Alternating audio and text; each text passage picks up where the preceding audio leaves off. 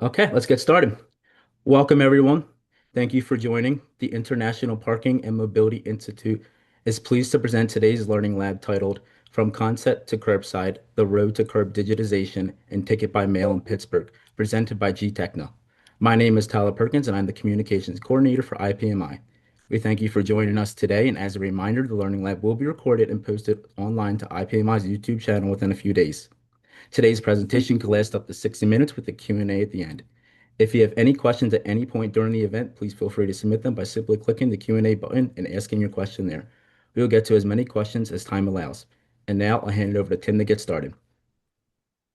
Thanks, Tyler, and thank you to the IPMI for having us. My name is Tim Taylor, the Director of Marketing at gtechna, and welcome to today's session. So I'm going to kind of skip over a lot of the housekeeping because I see that you've covered most of it. We are going to have a moderator jump in for Q&A. It's our Senior Sales Engineer, Jason Casimir. He'll be ready to jump in and answer any technical related questions or pass it on to whoever is the best person to answer that question. And like Tyler mentioned, if we don't have time to get to all the questions during the actual learning lab, we'll be more than happy to get to them and follow up by email. So just a little bit of our presenters today.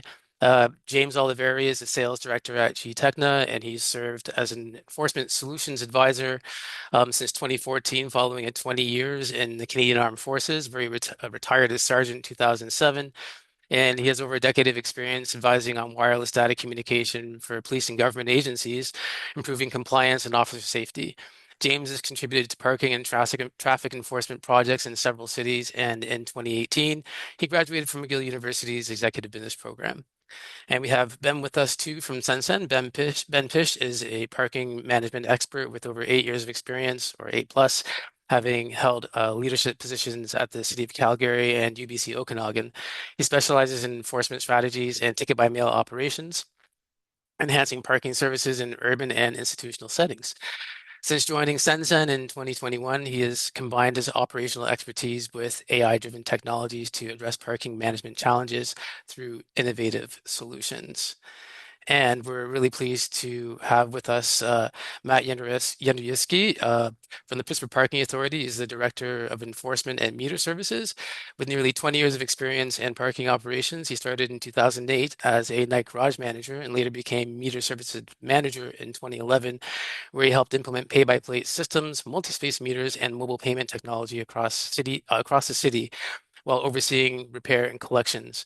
He was promoted to director in 2023, and he has led modernization efforts, including the 2025 rollout of Ticket-by-Mail.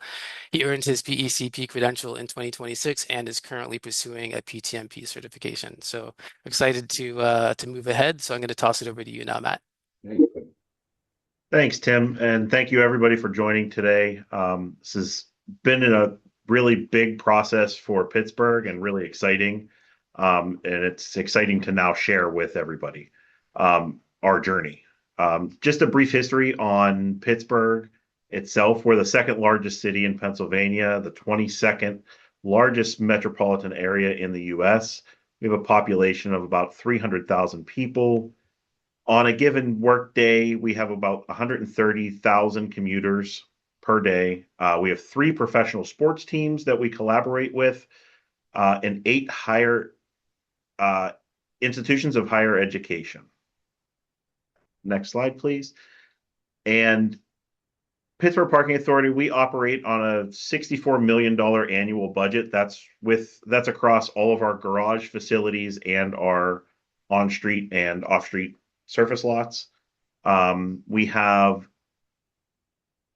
about 7,850 on-street meter spaces. In total, we have 99,400 total spaces, with 1,550 of those being off-street and service lots in the neighborhoods. We have 12 parking facilities, and the on-street meter spaces and the off-street lots are controlled by 914 pay-by-plate meters. Currently, we have 4 phone apps that we offer, and the Parking Authority won Organization of the Year and is accredited with distinction. Next slide, please. This slide just gives a brief timeline of Pittsburgh and our journey with getting ticket by mail. We had started the legal framework back in 2017, with trying to seek state approval and or city approval. When we seeked out to the city, we were pushed to the state and vice versa. And then both of them ended up having to approve. Um, so that was a lot of back and forth. In that time, we implemented a pilot for smart loading zones. We weren't issuing tickets yet.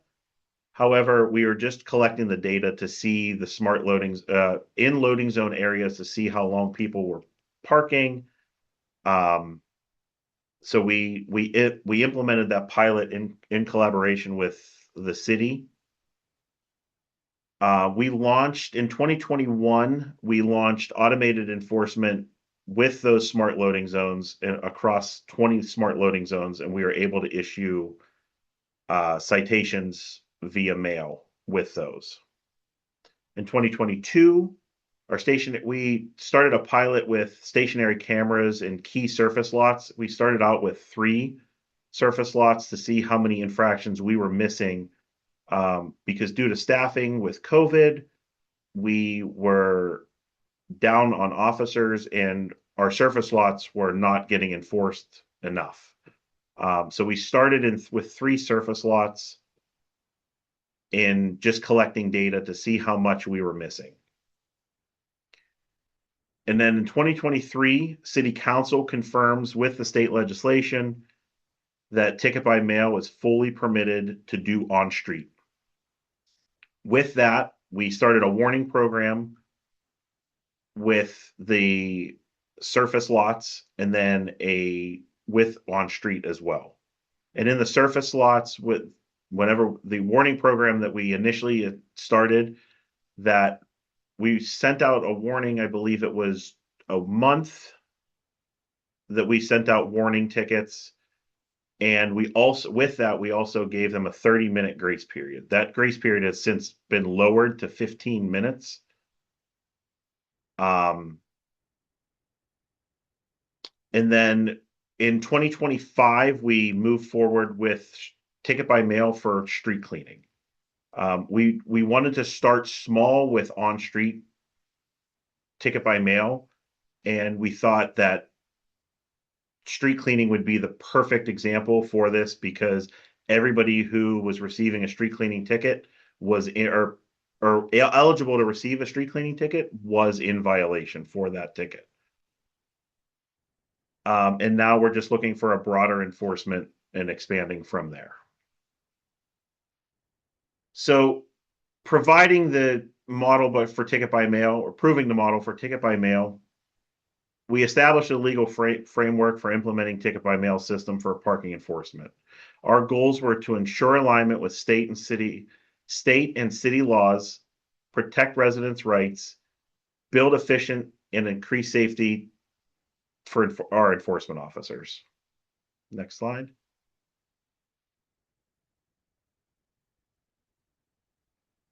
How ticket by mail works in Pittsburgh.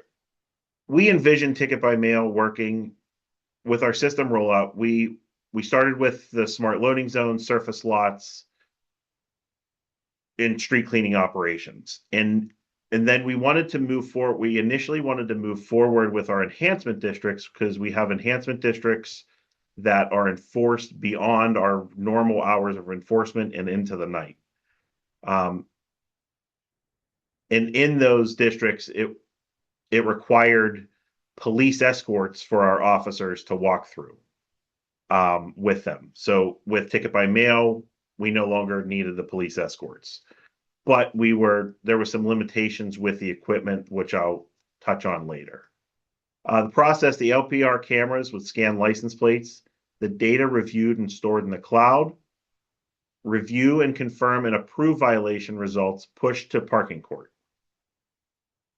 Extend payment, in fairness and enforcement, we extended our payment deadlines for mailed tickets.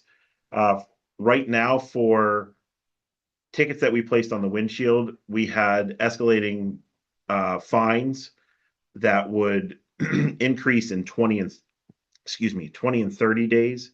For ticket by mail, we increased that to 30 and 40 days just to give time for the ticket to be received by the recipient in the mail. Continuing issuance with handheld. We also wanted to still be able to issue a ticket with the handheld and place it on the vehicle. We didn't want to fully rip off the Band-Aid and go full ticket by mail yet. We still wanted to roll this out slowly and still be able to issue a ticket on the windshield.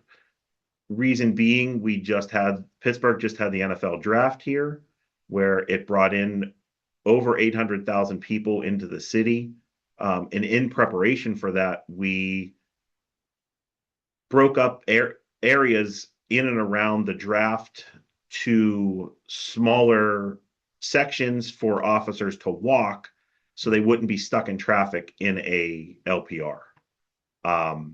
We thought it was more efficient to have the officers walking rather than using the LPR in those types of situations. Comprehensive enforcement by working with the two systems. I want to point out that AI did not reduce our manpower. It empowers the team. And with that, I wanted to touch on that we now have 2 ticket by mail clerks who are union and work and approve every ticket by mail that comes in through the system. So that's with everything with our surface lots, everything with the smart loading zones, and with the all the ticket by mail on street. So they all have to be approved by the team. So we didn't reduce any of the number of jobs. We just kind of repurposed and repositioned. Next slide. Proving the model for street cleaning for enforcement for ticket by mail. And so we saw very quickly that ticket by mail was going to work great for street cleaning. Our officers were told that they are under the requirement that they had to visually see the street sweeper in order to issue the ticket on a given street.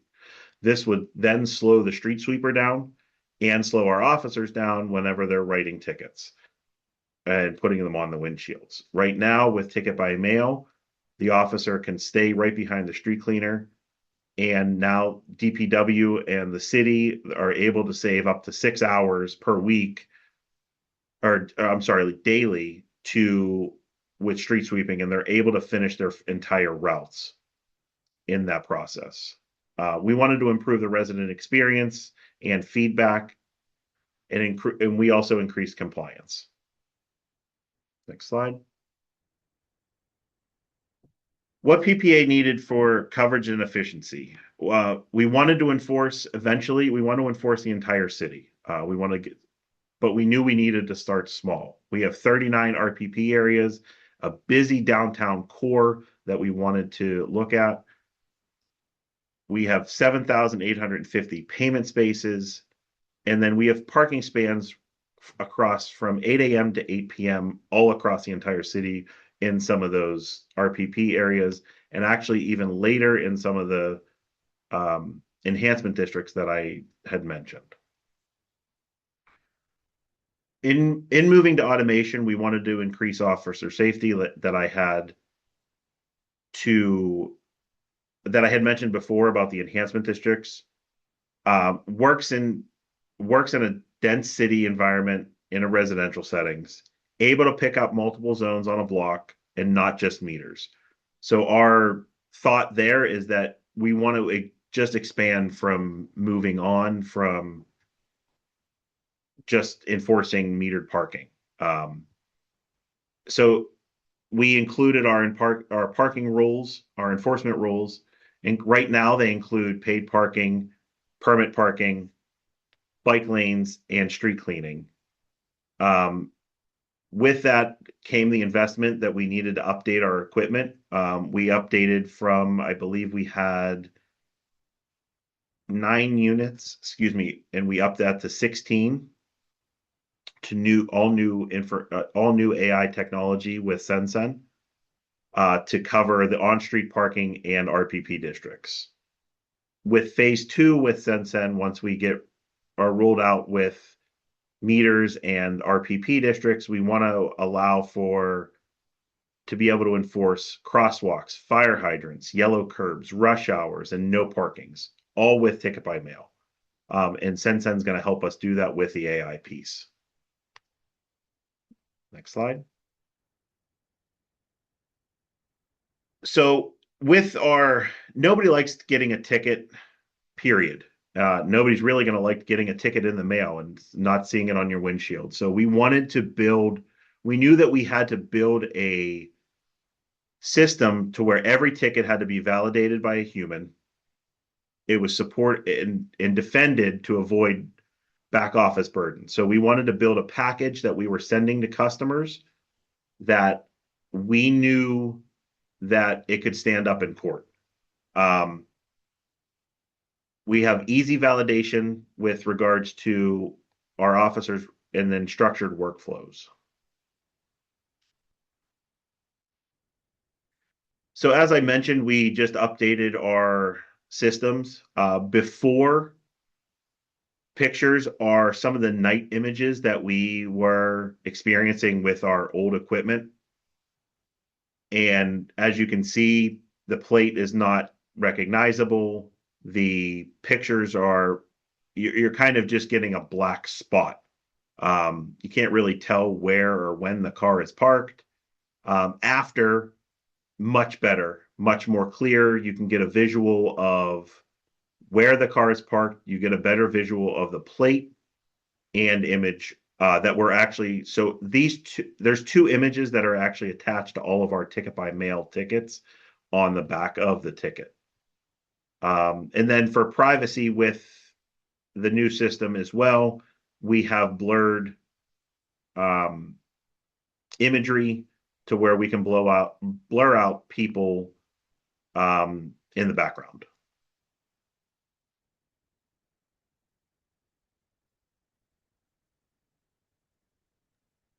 I think, Perfect. Ben, you take over here. Yeah, thanks, Matt. One of the things that stood out working with Matt and Pittsburgh on this deployment was just the scale of their operation. And you see the investment going from 8 units to 16. That's a lot of information, a lot of data that's collecting from the curb. And their goal is to enforce not just meters and permits, is to grow the enforcement to all violation types on the street. So the question comes down to, how can AI support this? Human review, 16 units working, 16 hours a day. Humans can't do that alone. They do need some assistance. And AI isn't here to replace, as Matt mentioned. It's just here to simply support. And how can it support? Well, Matt did mention a lot of those areas where AI can support. But number one is the automation that can be involved or brought into play in your operation with our product.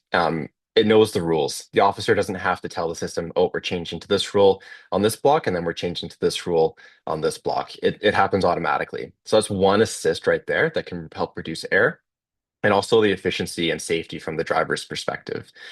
It also wants to cut out a lot of the noise. So if I'm scanning all day, every day in a Ticket-by-Mail scenario where I'm not stopping, there could be a lot of noise. So we really need tools to help weed out those errors or false reads, just so the reviewer, which there are 2 of, are only seeing the information that they need to issue that ticket.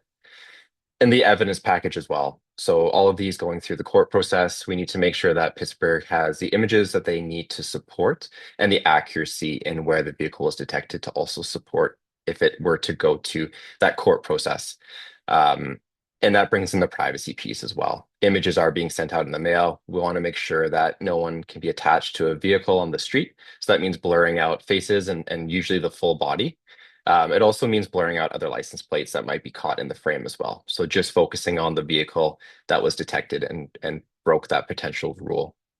And ultimately, all of this is just to help support the operation and being able to manage a high volume operation like Pittsburgh does run on a daily basis.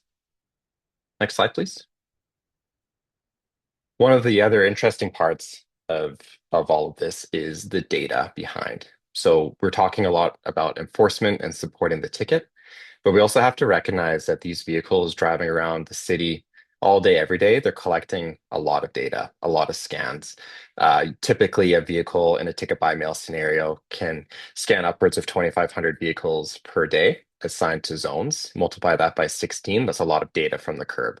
So what does that mean? How can it be used? Well, occupancy comes to mind.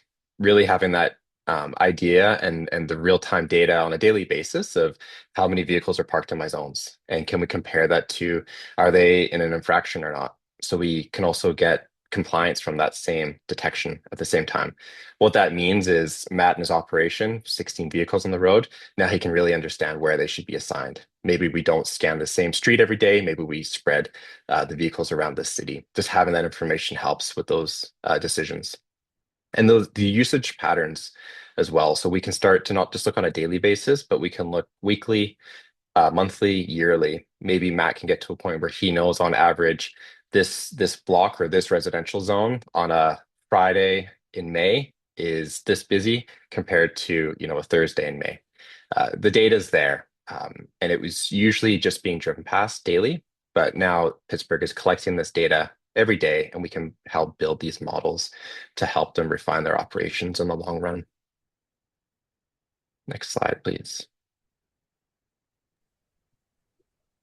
Well, I guess that's me. Thank you very much. Guys, before we wrap up today's session, I want to take a moment to acknowledge two people, of course, who made this conversation as real and as valuable as it was. Matt, thank you for your openness and sharing the operational realities of what it takes to run a program like this on the ground in Pittsburgh. No easy task. That kind of transparency is rare, and everyone is in this room is most likely going to be benefiting from it. Ben, your perspective on the technology side helped correct the and connect the dots between what the platform is capable of and what it looks like in the field day to day. That balance of insight is exactly what a learning lab should deliver. What you've shared today gives everyone in this room something they can look back and actually use.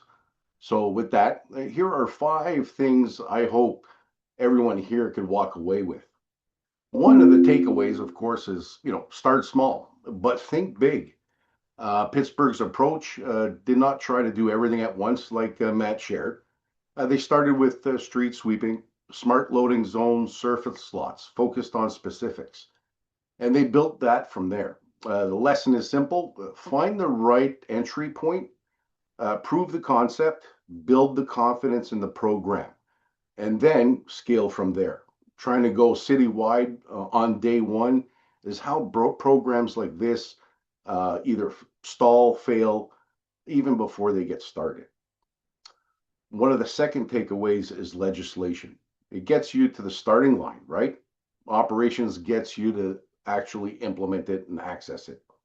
Getting ticket by mail approved in Pennsylvania was a big achievement. You heard what Matt said. There was a lot of collaboration, a lot of back and forth with a lot of stakeholders at multiple levels.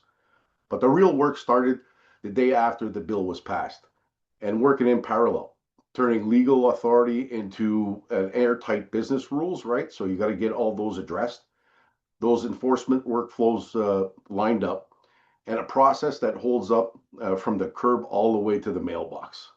And that is where the program is won or lost. So legislation opens the door, but the operations and applying it makes you walk through it. One of the third takeaways in this program is if the data isn't clean, the program itself isn't really credible.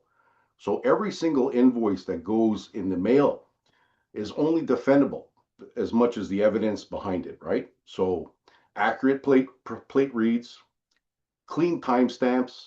You can go as far as validating proper GPS coordinates of where these violations are captured.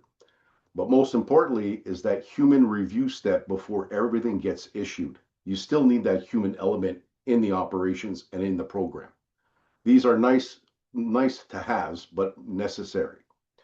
They're the foundation of the program that can withstand scrutiny and, of course, survive the appeals. Nobody likes getting a ticket and will contest it. But if you have the evidence, then you got the program working well. So cut corners here and the whole thing just unravels, and we don't want that. The fourth takeaway in the program is the technology works for the people, not the other way around. So this is this one is really important.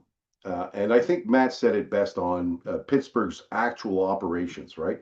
The platform handles detection, matching, and proper workflows. With city staff that make the decisions, that is intentional. So that is what builds internal ownership of the program, and that is what builds community confidence. So you need that buy-in. Technology that removes people from the process entirely, tends to create more problems than it solves. One of the last takeaways is you're sitting on a data asset, right? That curve. Start treating it like one. So what Pittsburgh discovered, and what I think surprised even them, is that the program became something much bigger than enforcement. It became a live, real-time picture of how their curb is actually being used. Occupancy patterns, hotspots, compliancy trends. That data is now being driven through policy decisions, staffing decisions, and infrastructure planning. That gives, well beyond parking. So the curb is one of the most underutilized data assets a city has. This program changes that. So in closing, so whether you are just beginning to explore ticket by mail, somewhere in the middle of implementation, or looking to optimize what you really have, the roadmap exists. Pittsburgh has walked it, the technology has proven it, and the people in this room, including Matt and Ben, are proof that when the right people and partners come together around the right program, it'll be a success. Thank you very much. You can jump to the next slide, and there's a couple of case studies right here. Just again, start small, think big, look at your programs, look at where you can apply this type of concept. You don't have to flip the switch here and go all ticket by mail. Look at certain zones, for example, overnight parking permits, where safety is critical. Low light conditions, officers have to get out of the car, physically issue it in these conditions, and it raises risk. So that this is where you could apply that type of concept for ticket by mail. And other ones as well. Street sweeping was an example. That's where it was proven, you basically cut your teeth on something before you launch it system wide. So hopefully that all of you enjoyed the session, learned a little bit, and thank you all for being part of today's Learning Lab.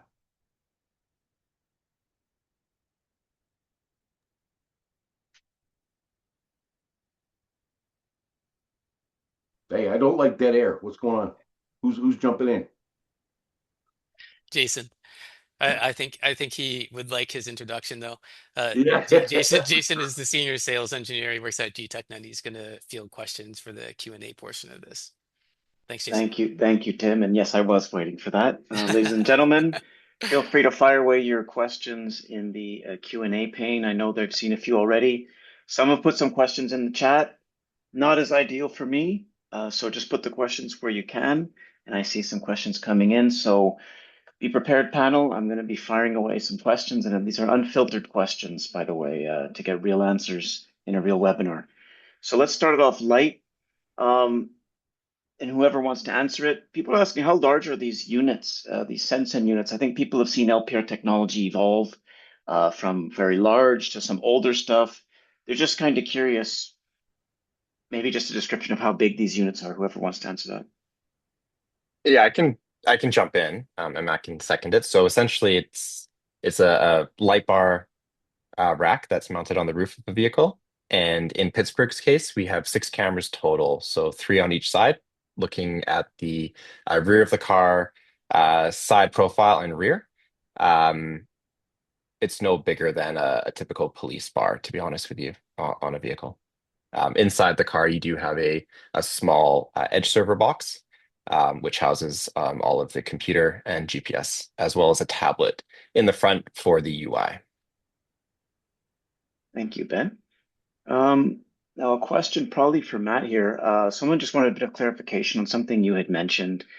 They said you're still putting tickets on windshields while also sending the ticket by mail, question mark, or did you use both only during the transition period? And I think that's a good question, Matt. So are you doing both, or did you switch to just one? What's the method you're using these days?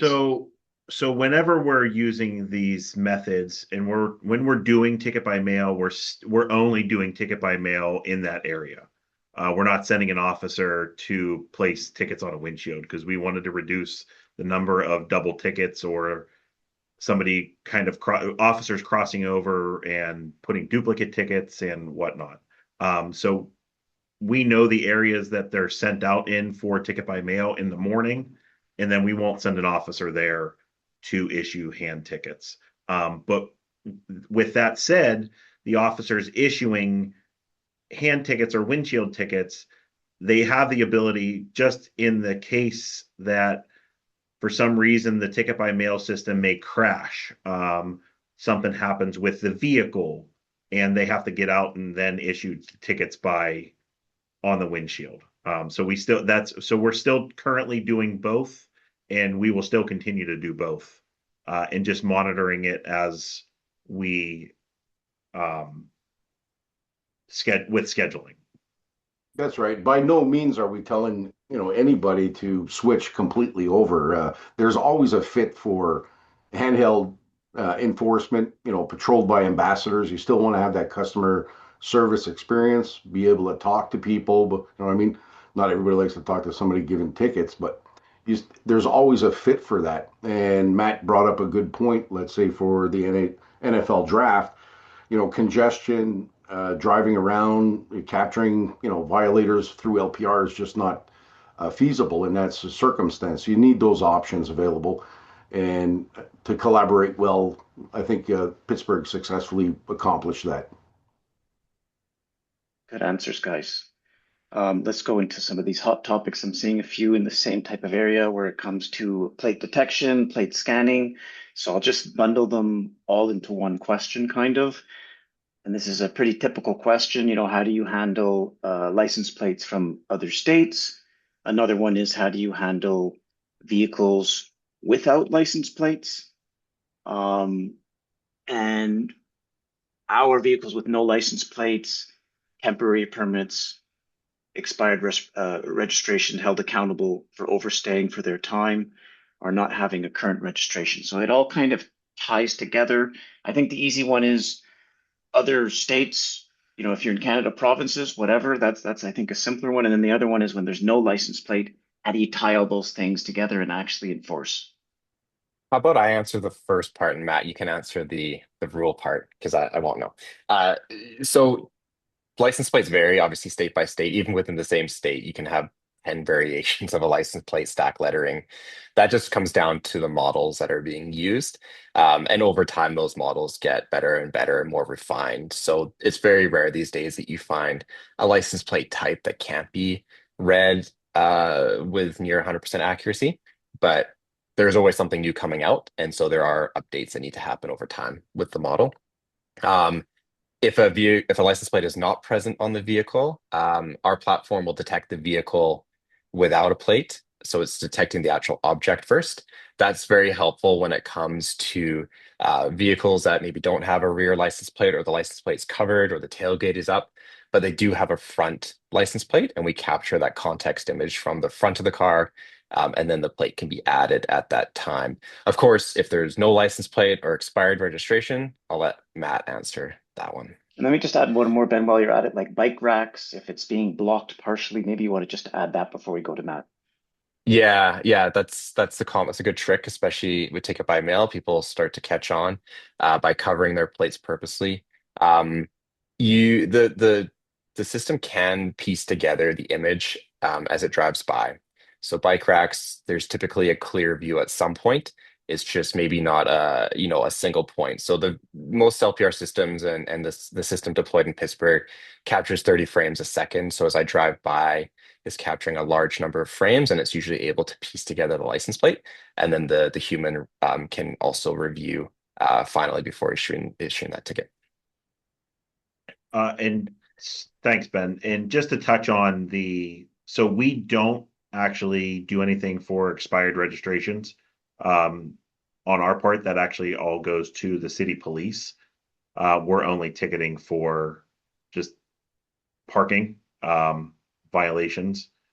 So anything to do with the actual vehicle, we aren't tagging for.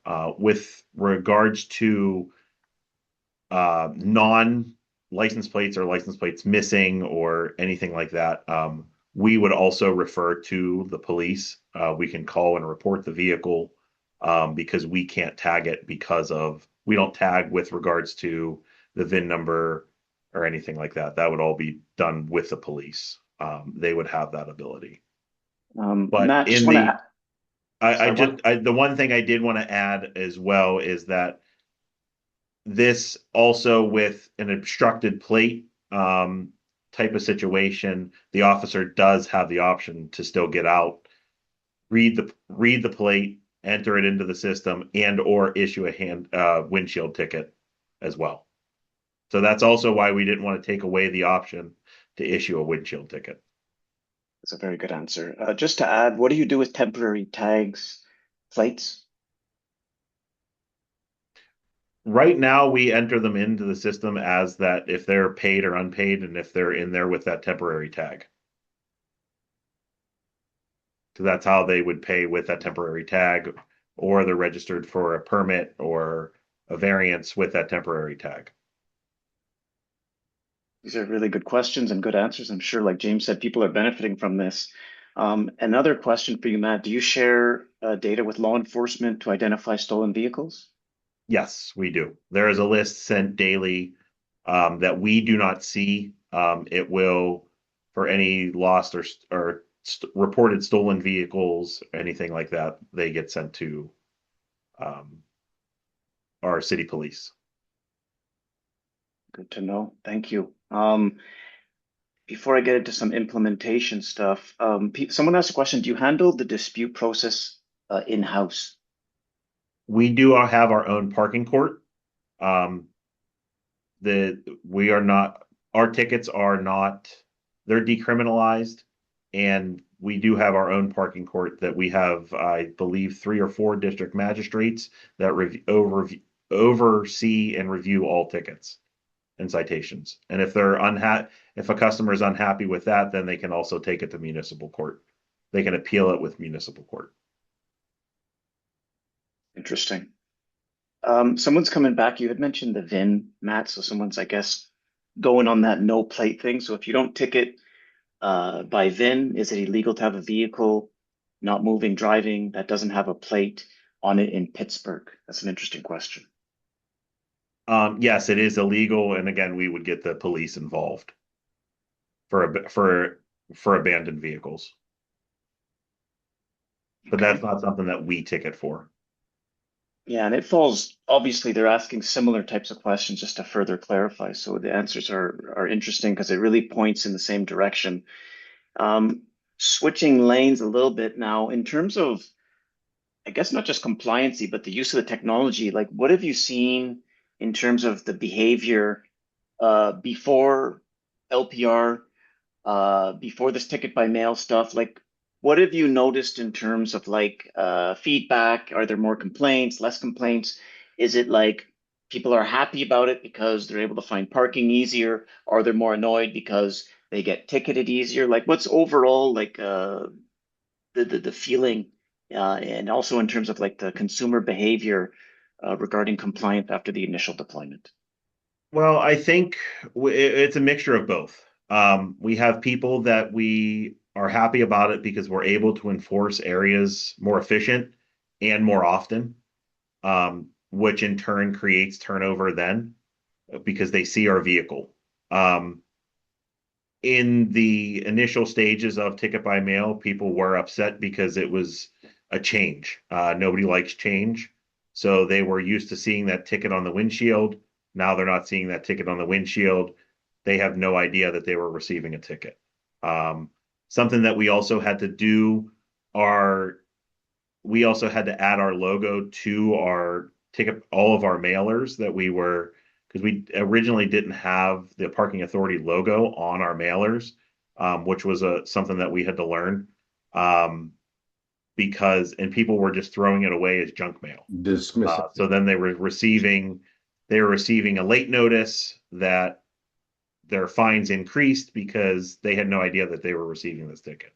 We now have our parking authority logo on all of our mailers. So it's pretty clear and concise that it's from us and you should open it. That's an interesting answer. When you really think about it, like all these things are not initially clear to people, and as you implement this technology, these are questions that are extremely relevant. Um, Another question that came in is, do you maintain, operate your own in-house system to check for non-payment? That's all done through gtechna. Yeah, and everything feeds into our system. So whether it's meters, pay by cell, permits, all that stuff gets fed in, gets validated. Whether it's a handheld, whether it's a vehicle, all that stuff works together, like Matt just said. Um, so get your questions in. I think we're starting to run on time, and I do see there's a good amount of questions. How has turnover changed? And this question's a bit long, but with signage and customer education, um, does turnover correlate to citation volume? For example, the more citation issued, the higher the turnover percentage. And I guess also just in terms of behavior, right? Like if you were able to get away with it before, and now that there's LPR, I mean, obviously this is a little more sophisticated. So I guess just globally, like how has this affected the turnover and how the tickets kind of relate to that? So one thing I will say, with our vehicles noticing more, or noticed more in areas, they're driving more often because they're able to scan. They don't have to get out, pull over, put a ticket on a windshield. So that created turnover. We also did a big media release in collaboration with the entire city, because we had to seek city council approval, our board approval for all of these things. And then we did a media release that we were implementing ticket-by-mail. You're no longer going to see a ticket on a windshield. So we tried to be as upfront as possible with regards to whenever we rolled out this process with regards to in the lots, the loading zones and for street cleaning. Once we started with meter violations, people already knew that this system was in place for street cleaning and it was coming and we were just building on it. So we didn't have to do as much media rollout from there. So in that created the turnover and compliance because they knew how often our officers were able to walk a pretty large area. Now that they can see the car maybe 2 and 3 times in a day on the same street. Yeah, and Mm-hmm. can I just add something there, Jason? Mm-hmm. Go ahead. When it's ticket by mail, it's actually a very interesting dynamic because of course you're more efficient. And as Matt mentioned, people start to see the habit and the consistency of the cars driving by. That itself, that visual presence drives compliance. So you do notice people will voluntarily pay for parking in metered areas that they should, or abide by the rule in the RPP area. So you do gain that compliance. When it comes to the ability to enforce other rules, you actually start to notice that you have low compliance in other areas that you're passing by. So you're gaining compliance in one area, and maybe compliance is lower and you're issuing more tickets in another because you're able to enforce the time violations more efficiently, the no stoppings, the crosswalks, all these other safety areas. So it is an interesting exercise. And yeah, you do start to see this push and pull, but ultimately it's all about consistency. And that's what ticket by mail allows, is that consistent presence of a vehicle, which drives compliance for all rules. Yeah, and I think that's very interesting, and I think Ben and Matt, I guess what it leads to is kind of like, and there's other questions coming in, which is why I'm asking this. Do you find that when people get tickets through the ticket by mail, they tend to comply more? Do you think it changes their behavior? And then also people are asking, because we keep talking about compliancy, there's always a revenue aspect. Is there a revenue aspect to this other than just compliancy? Like, have you seen a rise in revenue once you've implemented the LPR vehicles? Well, because we're still in the initial rollout stages and still slowly rolling this out, we haven't really looked at the revenue increases on street. We did see compliance, which in turn, with our lots, with our surface lots, because initially the tickets were super high because people weren't paying, and then once compliance happened and it kind of just evened off, so revenue didn't really increase, it just kind of leveled off. And we're starting to slowly see some increases of more people paying. But it's also lots are less filled, that we're also seeing because they know they're not getting away with parking there for free. So they'll just try to they'll find other means of parking. And I think just to add, I think Matt alluded to that, is you do find some consistency and predictability. And that's what ticket by mail, of all of the ways to issue a ticket, is if you're consistently driving and being present on the streets, you will get to a point where you consistently know what the compliance rates are across the city. It becomes predictable. And I don't know when we're going to run out of time, but we keep getting some interesting questions, and I'll keep going. This one I thought would come up, and so did a few others.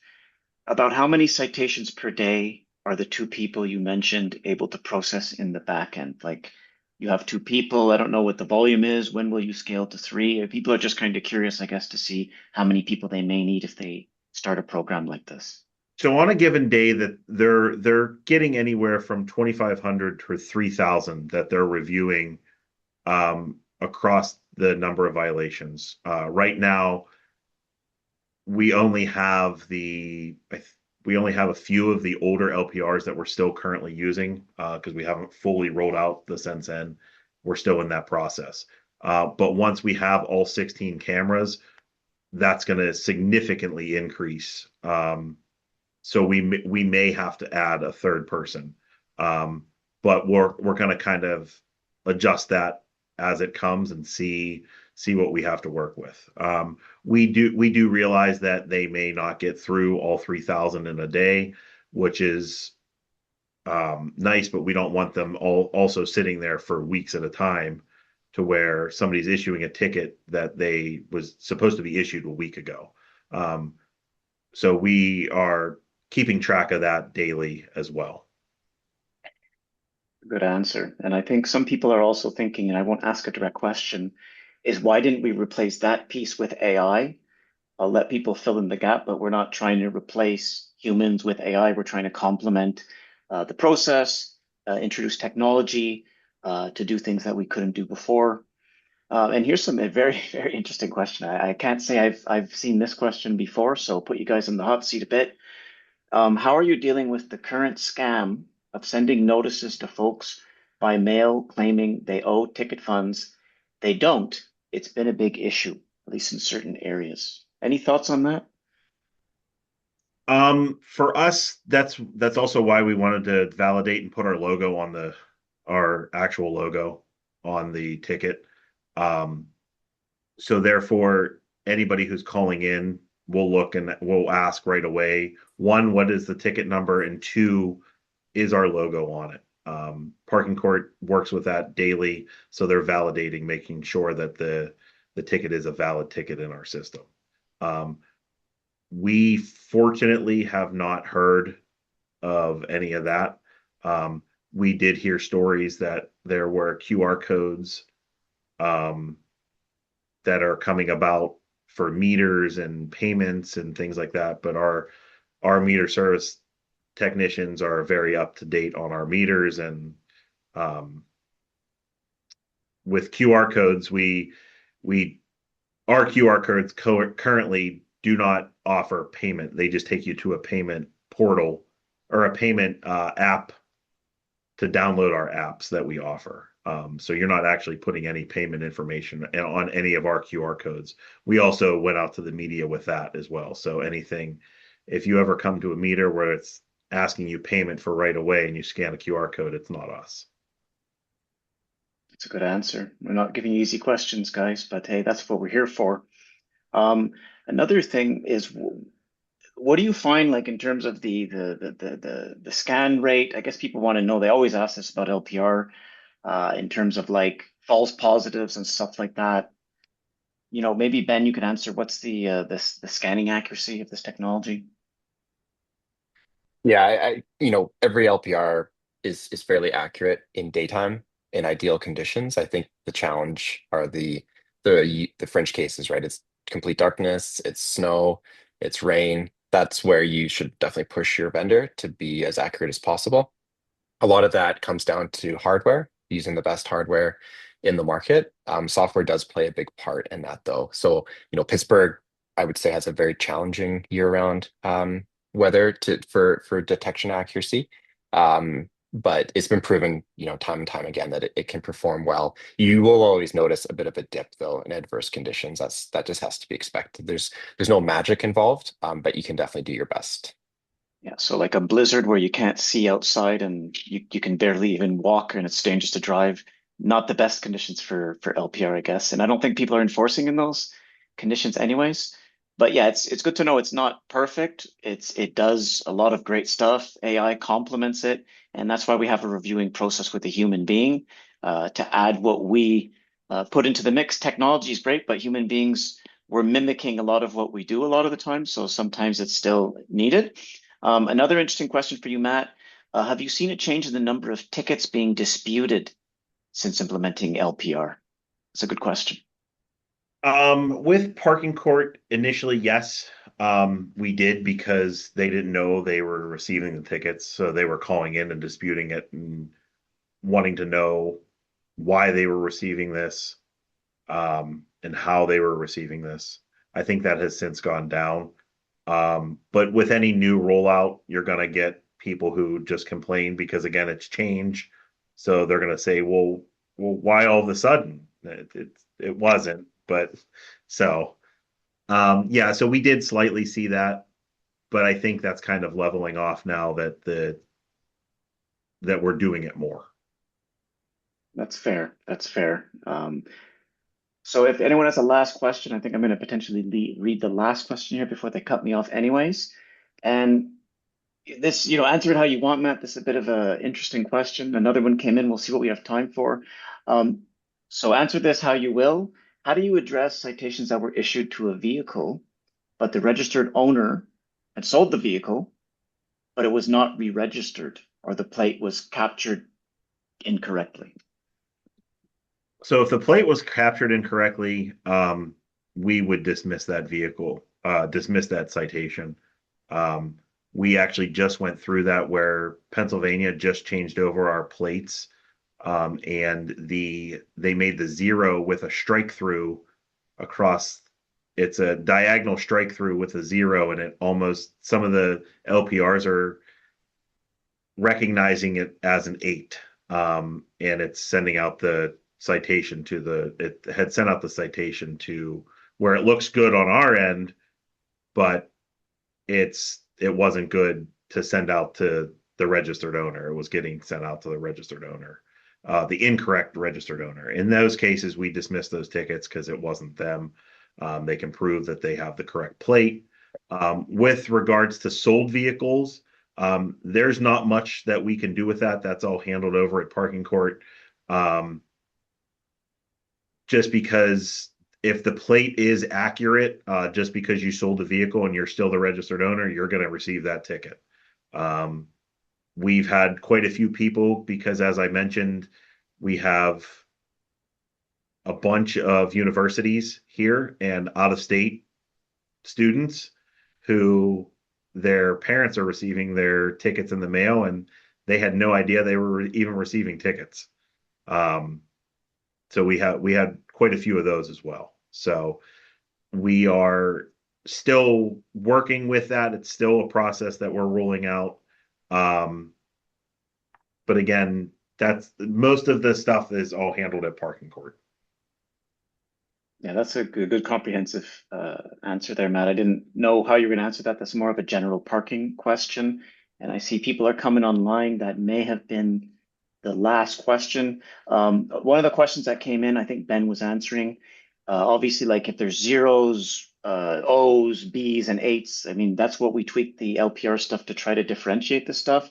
Not all tickets are reviewed in Pittsburgh, like he was mentioning before, by default. It's only for certain ticket by mail areas. So you can actually have some are issued with a handheld, some are issued with the vehicle, some are reviewed. The ones that are actually issued with a handheld do not need to be reviewed.